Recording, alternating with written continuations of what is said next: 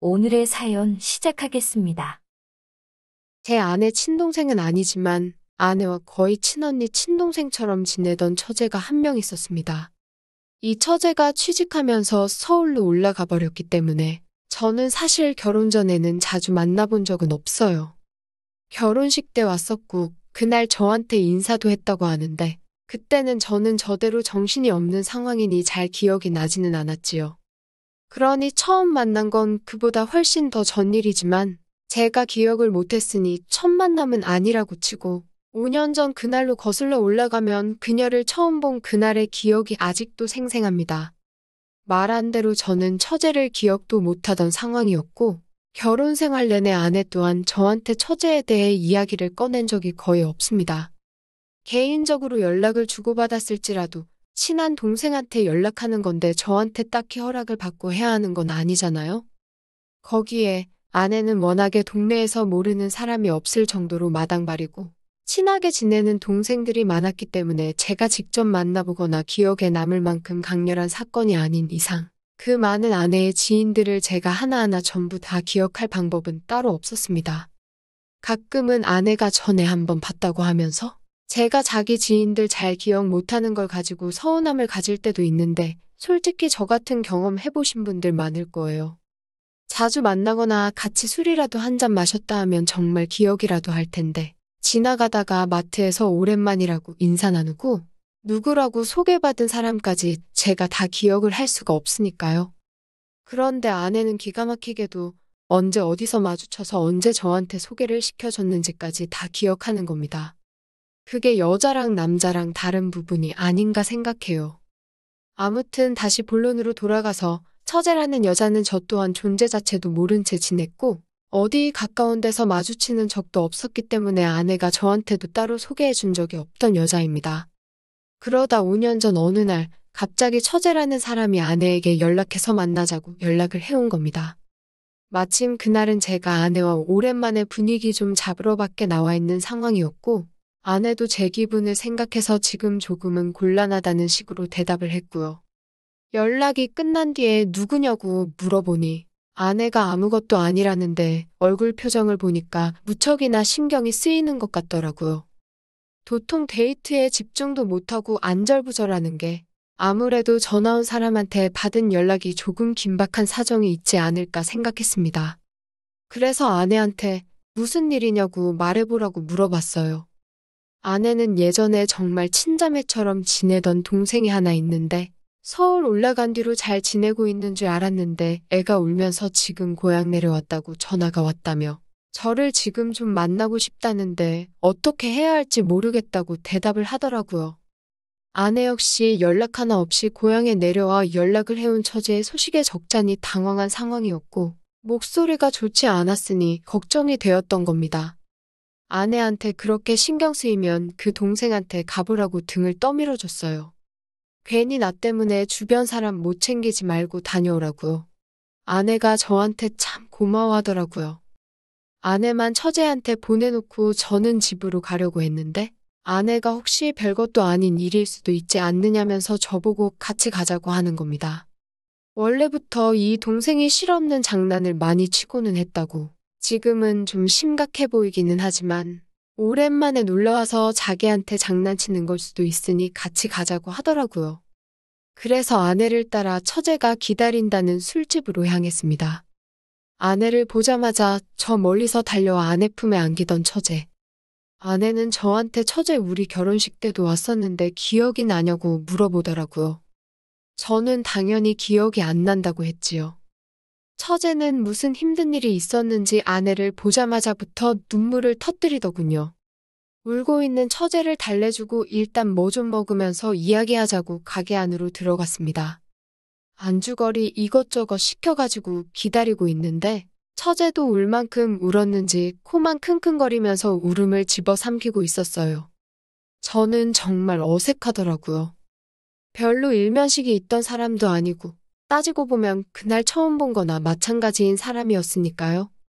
중간에 가버리고 싶은 마음이 굴뚝 같았는데 또 저렇게 슬퍼하고 있는데 내 알 바 아니라고 하고 집으로 돌아가 버리면 너무 인정머리 없는 사람이 되는 게 아닌가 싶기도 하고 그리고 어차피 데이트하러 나온 상황이었는데 술자리로 바뀌게 되었으니 술이나 마시다 들어가면 되겠다 싶어서 꾹 참고 자리에 남았습니다. 아무튼 처제가 제정신을 차리는 것 같으니 아내도 옆에 붙어 있는 제가 신경이 쓰였는지 그제서야 처제와 저에게 서로를 소개시켜 주더라고요. 처제는 이미 제가 아내와 결혼한 사이인 사실을 알고 있었고 저만 처제가 어떤 사람인지 소개를 받은 거나 마찬가지였습니다. 첫 만남부터 눈물만 찔찔 짜고 경우가 당황스러워서 못 봤는데 아내의 소개를 받으며 처제를 조금씩 살펴봤는데 정말 예쁘더라고요. 길다란 웨이브 머릿결에 키는 160보다 조금 더 큰 것 같아 보였습니다. 그때가 늦여름이었는데 여름에 어디 안 나가고 집 안에만 있었는지 피부는 그을린 곳 하나 없이 새하얗게 돼 있었어요. 급하게 내려온 것 치고는 옷도 검정색 블라우스를 입고 전체적인 건 베이지색으로 통일한 목장으로 차려입고 나온 것 같았습니다. 그 중에서도 발가락이 보이는 구두를 신고 있었는데 키가 160 정도인데도 팔다리가 시원하게 쭉쭉 뻗은 처제의 모습을 설명할 수 있는 길다란 발가락과 성의 없게 하나만 새빨갛게 칠한 발톱이 자꾸 눈에 들어오더군요. 처제가 저한테 다시 정식으로 인사할 때 저는 처제의 머리끝부터 발끝까지 훑는데 단 2초도 걸리지 않은 것 같았습니다. 처제라고 해서 아내와 나이 차이가 많이 날 거라고 생각했는데 학교 1년 선후배 사이였으니 아내와는 1살, 저와는 3살 차이밖에 나지 않는다는 걸 알게 되었습니다. 동안의 외모 때문인지 아니면 세련된 스타일 때문인지 나이보다 한참 어리게 보았기에 그녀의 나이를 알고 깜짝 놀랐습니다. 울음을 완전히 그친 처제가 저를 조금 어려워하면서 모처럼 부부끼리 데이트 나왔는데 자기가 방해한 거 아니냐면서 어려워하길래 제가 너스레를 떨면서 이렇게 이쁜 동생이 있는 줄 알았으면 진작에 좀 알고 지낼걸. 이제 와서 알게 된 게 너무 아쉽다면서 분위기를 풀어줬습니다. 원체도 아내 앞에서 실없는 농담을 자주 하던 저였기에 처제의 미모를 칭찬하는 저의 말이 아내에게는 평소에 하던 똑같은 농담처럼 들렸던 것 같습니다. 오히려 긴장해 있는 처제를 안심시켜주는 저의 멘트에 아내가 저한테 따지고 보면 완전 남이나 다름없는데 이렇게까지 배려해줘서 고맙다는 말을 해줬을 정도니까요. 뭐 아무튼 이런저런 이야기 나누다 식사가 나오게 되었고 식사를 시작하면서 자연스럽게 술 한두 잔씩 나누게 되었습니다.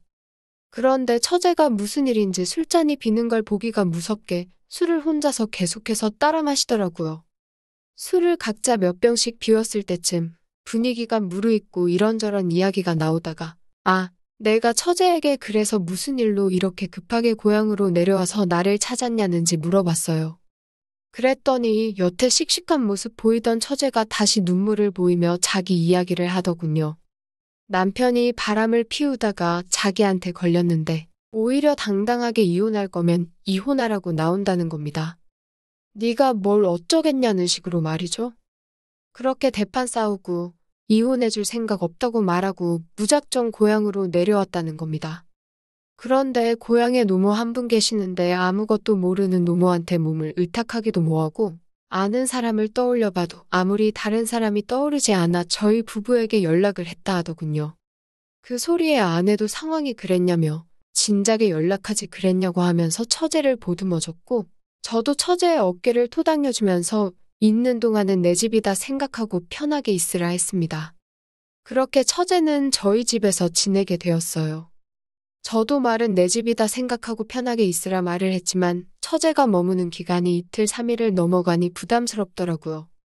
당장 방이 없어서 제 서재를 처제가 쓰게 되었는데 제가 여가 시간에 하는 컴퓨터며 읽는 책이며 다 그 방에 있으니 퇴근하고 집에 돌아오면 좀이 쑤셔서 죽겠는 겁니다. 그래서 퇴근하고 돌아온 아내한테 솔직하게 물어봤어요.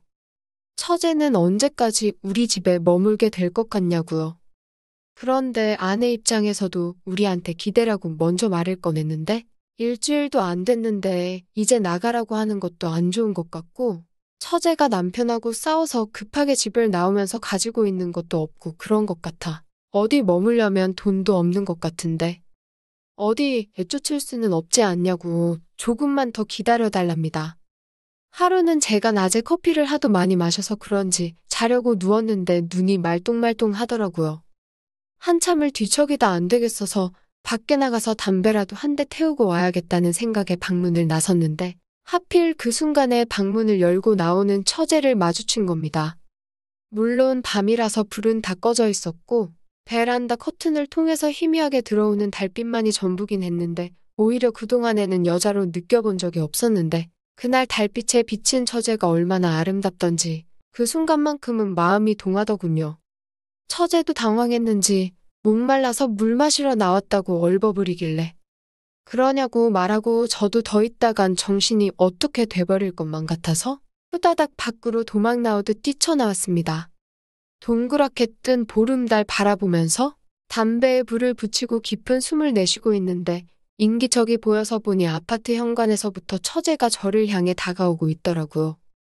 집에서 입고 있던 복장과는 다르게 늦여름 쌀쌀한 날씨를 의식한 건지 두툼한 후드 집업을 입고 다가오는데 바지는 잘 때 입는 짧은 반바지 그대로라 그건 그거대로 다른 매력이 느껴지더군요. 처제가 왜 안 자고 밖에 나왔냐길래 잠이 잘 안 와서 그런다고 그리고 처제한테는 왜 따라 나왔느냐고 물어봤더니 처제도 잠이 잘 안 온다고 하더군요. 우리 집에서 거의 일주일을 살았지만 처제는 아내와 시간을 거의 보내지 저랑은 사실 아직도 대면대면한 사이나 마찬가지인데 야밤에 둘이 밖에 나와서 달빛 아래 대화를 나누고 있으니 그건 그거대로 어색하더군요. 담배가 평소보다 훨씬 빨리 타들어간 것 같더라고요. 어색하니 애꿎은 담배만 죽어라고 피웠나 봅니다. 그런데 또 담배라도 안 피고 있으면 너무 어색해 죽을 것 같아서 한 대 더 피려고 불을 붙이려 하니 처제가 형부, 줄담배는 몸에 안 좋아요. 하면서 담배를 확 채가더군요. 그러면서 그때 처제와 많은 대화를 나누게 되었습니다. 주로 나눈 대화는 처제의 신세 한탄이 전부였지요. 자기가 남자 보는 눈이 없었다. 자기가 집 나온 지 일주일이 다 돼가는데 남편한테는 아직 연락 한 통 없었다 하면서 그런 이야기나 대충 들어줬습니다. 한참을 들어줘서 그런지 그제서야 저도 졸음이 쏟아지기 시작해서 더 밖에 있으면 감기 걸리겠다고 하고 처제 데리고 집으로 다시 돌아왔습니다. 아내는 회사를 다니고 저는 작은 가게를 하나 하고 있습니다. 직원 한 명 두고 두 사람이서 대충 돌리는 그런 가게인데 오래 일했던 친구가 있는데 오토바이 사고로 갑작스럽게 두 다리를 다쳐서 출근을 못하게 된 거예요. 그래서 한동안 둘이서 하던 걸 혼자서 하려니 죽겠더라고요. 집에 와서 처제랑 마누라랑 같이 밥 먹고 있다가 요즘 힘들어 죽겠다고 말하는데 처제가 그러면 그동안 자기가 제 가게에서 일을 해도 되겠냐고 하더라고요. 사실 집에서 빈손으로 나와서 여유자금이 있는 것도 아니고 안 그래도 우리 집에서 이렇게 신세지고 있는데 돈 없다고 손 벌리는 것도 염치가 너무 없는 것 같고 지낸 지 일주일이 넘어가는데 차라리 아르바이트비를 받아서 언제까지 머물지는 모르지만 머문 시간만큼 값은 치르고 가고 싶다는 거예요. 아내도 다친 저희 직원한테는 미안하지만 이게 다 처제 잘 되라고 하늘이 돕는 거라면서 그러면 좋겠다고 하는 겁니다. 일 자체가 어려운 일도 아니고 시간 때우는 게 대부분이기 때문에 초보자도 쉽게 할 수 있는 일이었고 저도 혼자서 하는 것보단 그래도 내 돈 주고 쓰는 사람한테 일 시키는 게 제 입장에서는 훨씬 편하기 때문에 그러자고 했어요. 처제를 알바생 부려먹는 것처럼 부려먹을 수는 없으니 저도 어느 정도 일을 해야 하긴 해야겠다는 생각이 들었지만 여전히 혼자 하는 것보단 낫겠다는 생각이 들었습니다.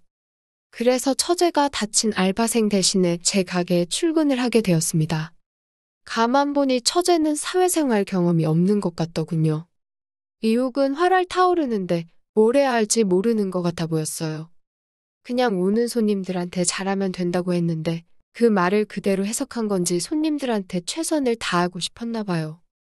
들어오는 손님한테 인사 잘하고 다 좋은데 손님이 괜찮다는데도 계속 필요한 건 없으시냐면서 쫓아다니는 바람에 손님들이 기분 나빠져서 나가는 사람도 있더군요. 자기 지금 의심하는 거냐, 누굴 도둑으로 보고 이렇게 쫓아다니냐 하면서 말입니다. 처제한테 너무 의욕이 과한 것 같다고, 천천히 해도 된다고 힘 좀 빼고 있으라 했어요. 우리는 손님이 도와달라면 도와주고 알아서 한다면 도와달라고 할 때까지 기다리면 된다고 이야기해주면서요. 그러면서 한동안 처제와 같이 일하면서 그냥 이것저것 가르쳐줬지요. 사실 제가 하기 귀찮아서 처제한테 떠넘긴 건데 처제는 그걸 나름대로 저한테 큰 은혜를 받고 있구나 받아들인 것 같았습니다. 이렇게 많은 걸 가르쳐 준 건 형부가 자기 인생에서 처음이라고 하면서 말이죠. 덕분에 처제랑 금방 친해지게 되었습니다. 그동안은 처제가 집에 머문다는 사실이 너무 부담스러웠는데 가끔씩 가게 닫고 오면 아내는 야근하느라 늦게 오는 날이 잦았는데 집에서 같이 저녁 차려 먹을 사람이 있으니 그거 나름대로 좋더라고요. 그렇게 한 달이라는 시간이 후딱 지나갔습니다. 그날은 평소처럼 가게 문을 열었는데 그날따라 유독 가게에 손님이 하나도 없던 날이었습니다. 보통은 아무리 못했어도 손님 네다섯은 왔다 갔어야 할 낮 시간인데도 불구하고 정말 개미새끼 한 마리 들어오지 않았습니다. 가게 청소도 다 해놨고 정리도 다 되어 있는데 맨날 듣는 똑같은 음악 소리만 울려 퍼질 뿐 가게 문이 밖에서 열릴 생각을 안 하더라고요. 처제도 심심해졌는지 카운터에 기대서 가게 바깥쪽만 바라보고 있었고요. 그런데 기대 누워있는 처제의 뒷모습을 보고 있자니 계속해서 시선이 가더라고요. 그땐 저도 제가 무슨 생각인지 몰랐습니다. 그러다 처제가 제 시선을 느낀 건지 아니면 처제도 바깥만 보는 게 지루해진 건지 갑자기 제 쪽으로 몸을 돌리더라고요. 그러다 처제를 바라보고 있던 저와 눈이 딱 마주치고 만 것입니다. 분위기가 갑자기 어색해지더라고요. 그냥 쳐다만 봤을 뿐인데 제가 뭔가 괜히 잘못한 것 같았고요. 두 사람이 서로의 눈을 빤히 바라보고 있고 알 수 없는 묘한 기운이 감돌자 저도 모르게 고개를 휙 돌려버렸습니다. 얼마나 서로를 외면했을까? 처제가 제 쪽으로 다가오더군요. 처제가 갑자기 오랜만에 여유가 있어서 좋다며 제 옆자리로 털썩 주저앉는데 그때부터 저도 알 수 없는 기운이 용솟음치기 시작하더군요. 무슨 생각인지 모르겠는데 처제한테 장사도 안 되는데 같이 바다나 보러 가자고 했습니다. 처제도 그동안 제대로 쉬지도 못하고 마음고생 많이 했는데 바다를 보고 오면 마음도 뻥 뚫리지 않겠냐고 그랬죠. 처제도 제 말을 듣고는 그래도 되냐고 신이 나서 있더군요. 그렇게 무작정 가게 문 닫아버리고 바다로 달렸습니다. 가을이 다가오고 있는지라 바다에는 사람도 많이 없고 바람도 시원하게 부는 게 둘이서 한참을 걸었던 것 같습니다. 그리고 집으로 돌아왔어요.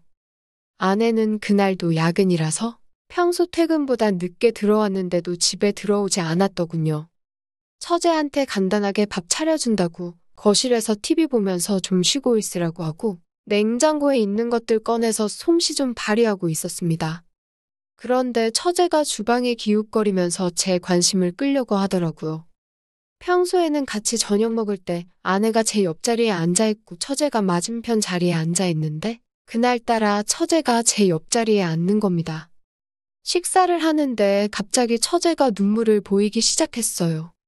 형부는 참 친절한 것 같다고 자기 남편도 제 밥만 닮았었으면 좋았겠다고 하면서 말이지요. 시간 잘 보내놓고 왜 저러나 싶은데 또 옆에서 밥 먹다 말고 울고 있는 처제를 보니 많이 난감하더군요. 처제를 달래주고 있는데 처제가 잠깐 울고 싶다면서 저한테 와락 안기는 겁니다. 그렇게 한참을 처제와 붙어 있다가 불가항력에 이끌려서 그날 아내를 배신해버리고 말았습니다. 그리고 그날부터 처제가 조금씩 달라지기 시작했어요. 처제는 아내가 집에 있을 때도 한눈을 팔고 있을 때면 다가와 제 마음을 확인하려 드는 것 같았습니다. 그날 일을 실수라고 말하기엔 처제가 제정신이 아닌 것 같아 어떤 상황이 벌어질지 몰라 처제가 원하는 대로 따라줄 수밖에 없었지요. 그렇게 처제와는 저희 집에서 한 달을 더 지냈습니다. 처제에게 2달째의 월급을 준 다음 날 아침에 일어났는데 방 안에서 인기척이 들리지 않아 아내랑 같이 처제가 지내던 방으로 들어갔더니 편지가 하나 적혀 있었습니다. 아내와 같이 편지를 읽는데 솔직히 편지에 무슨 내용이 써 있을지 몰라서 적잖이 당황했습니다. 다행히 편지에는 별다른 내용이 써 있지는 않았어요. 처제는 그동안 저희 집에서 신세를 지면서 마음 정리도 많이 되었고 이제 머릿속이 개운해졌다. 우리 부부를 보면서 힘을 많이 얻었고 이 은혜는 평생을 두고 갖고 싶다는 편지와 함께 처제는 그렇게 다시 혼자서 서울로 올라갔더라고요. 비어있는 방안을 보니 제 마음도 싱숭생숭해졌습니다. 처제와 그런 사이가 된 후 한 달 정도의 시간을 보냈는데 곤란했던 적이 하루 이틀이 아니었지만 그 짧은 시간 동안 처제와 정이 많이 들었던 것 같네요. 그렇게 저는 혼자 가게에 출근했는데 서울로 올라갔을 줄 알았던 처제가 가게 문을 열고 들어오더군요. 저한테는 큰 잘못을 한 것 같다며 사과를 하는 겁니다. 언니와 그렇게 사이가 좋은 저도 자기랑 그런 일이 있었다는 사실에 대해서 죄책감도 가졌지만 한편으로는 자기 남편이 이해가 되었다고 하면서 말입니다. 서울로 돌아가서도 저한테 개인적으로 연락을 하고 싶다고 하는 거지요. 가게에 들른 건 저한테만큼은 따로 작별 인사를 하고 싶어서 들른 거라고 합니다. 제 아내한테 몹쓸 짓을 한 것 같아 인사도 못하고 떠나긴 했지만 제 덕분에 자기가 다시 태어난 것 같다고 하면서 저한테는 몇 번이고 고맙고 잊지 못할 거라는 말과 함께 가게 창고에서 그렇게 둘만의 작별 인사를 마치고 처제를 떠나보냈습니다. 그리고 그렇게 3개월이 지난 지난주 처제한테서 연락이 왔습니다. 남편하고는 좋게 헤어졌고 저한테 짧은 시간 동안 배운 걸 기반으로 자기도 서울에서 혼자 스스로 살아가 볼 계획을 가지고 있다고 하네요. 힘이 들 때면 기차 타고 빨리 여기로 내려와서 저를 만나고 싶은 마음을 참느라 너무 힘들다고 하더라고요. 자기가 완전히 준비가 되었을 때 저를 다시 만나러 온다고 합니다. 처제의 그런 마음이 고맙기는 하지만 처제가 완전히 준비가 되었다는 그 말이 저한테는 무섭게 들려올 때도 있습니다. 제가 순간적인 충동을 자제하지 못해 실수한 일이지만 그 일로 하여금 처제에게 기운을 준 것 같아 좋은 게 좋은 거라는 생각을 하려고 합니다. 처제가 이제 아픔을 딛고 일어나 행복하게 잘 지냈으면 하는 바람입니다. 또 찾아주셔서 감사합니다. 매일 새롭고 흥미로운 사연으로 찾아뵙겠습니다. 구독과 좋아요 잊지 마시고 다음 사연으로 다시 찾아뵙겠습니다. 감사합니다.